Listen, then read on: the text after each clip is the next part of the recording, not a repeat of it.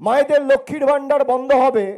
মায়েরা যারা আছেন আমার কথা ভালো করে শুনুন, যতদিন মমতা বন্দ্যোপাধ্যায় আছে আপনার লক্ষ্মীর ভান্ডার স্পর্শ করতে পারবে না কেউ।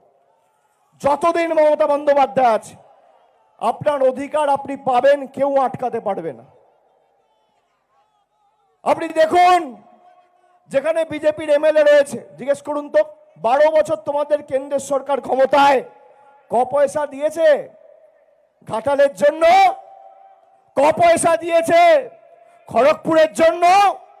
ঘাটাল মাস্টার প্ল্যান দীর্ঘদিন ধরে দেব একাধিকবার সংসদে বলেছে, সরব হয়েছে, চিঠি লিখেছে, দাবি করেছে। আমি গত বছর ঘাটালে এসে মানুষকে কথা দিয়ে গেছিলাম যে ঘাটাল মাস্টার প্ল্যান হবে।